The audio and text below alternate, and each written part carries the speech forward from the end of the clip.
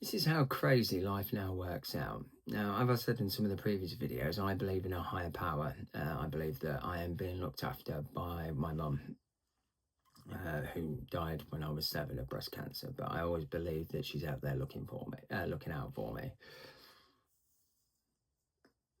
This is how crazy this is.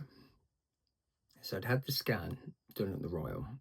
I'd been signed off for SIRTs, just waiting for the date to come in. The date came in. I was having SIRTs middle of November. Okay, brilliant. But then I got another call from the oncologist to say, Rob, we have a big problem. I said, what's that?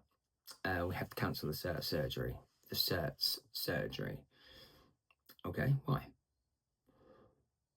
The scan that you'd had done at the Royal Infirmary shows that there's been too much damage to the liver. Had we put the SIRTs in you, it would have set it on fire, literally set it on fire. Whatever, it was too weak to take the SIRTs, you would have died on the table. Here's the problem with that. Had I not gone in to the hospital on that Friday night and had that scan done, which was a complete fluke, complete freak, I didn't want to go to the hospital, but Belinda pushed me to go to the hospital. I'd not done that. There was no other scans planned or booked. Now, what that means is that I'd been signed off for SIRTs, the surgery had been booked. We just had to go and have the procedure, we had to go and have the SIRTs procedure done. That's it. There was no other scans planned. It had been signed off.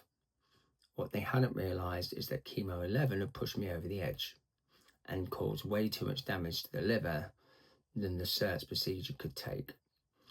So I would have died on that table. The SIRTs would have killed me. We would never have known. Nobody knew if I'd not gone to the hospital to get that checked. As I said before, I didn't want to go to the hospital. It was the fact that I felt really poorly. Belinda said, let's just do the right thing. Let's listen to the number. Let's just go to hospital and get it checked out. I bounced back on my own. So had I not gone to the hospital, I would have bounced back on my own. I would have been absolutely fine the next day. I had no medicine in the Royal. Didn't do anything other than the MRI scan. Wasn't given anything, just discharged the next morning because I felt fine. I would not gone to the Royal. I would have died on the table having SIRTs. How do you explain that? All those, all the things that would have had to have happened to make that happen. I don't question other people's beliefs because it's not my right to do that. People have questioned my beliefs. I don't believe in the Bible, but I do believe in a higher power. What are the odds of being signed off for a surgery and then to have that scan to say, if I had the surgery, I would have died?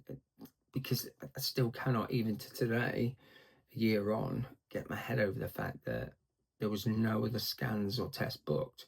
I'd been signed off for the procedure, a procedure that would have killed me had I not had that scan. And had I not listened to Belinda and not gone to the hospital, because again, I knew nothing was wrong with, well, of course there was something wrong with me. I felt crap, I felt poorly, but it rectified itself. So if I just waited a little bit like I wanted to, I would have woke up absolutely fine. But no, we pushed to go to the hospital. So between my mum and Belinda,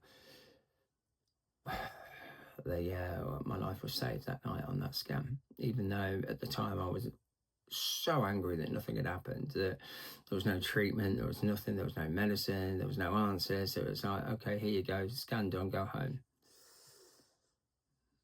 That saved my life. It's a hard one to get round. So now, the thing that we'd been working to all year, a procedure that was discussed before I had the surgery, is the secondary plan if the cancer was to come back. So we'd heard about SIRTs before we'd had our bowel and liver resection, but this surgery that we'd been putting all our hopes and dreams on to get me through to cure it, off the table.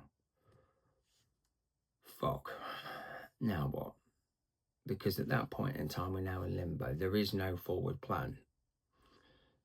There's no chemo regimens booked. Can I even go back on chemo after what happened last time? What happens now? So my oncologist says, look, just leave it with me. Let me work out my next avenue. Let me work out what I can do next, and I'll come back to you. I'll talk to you about that in the next video.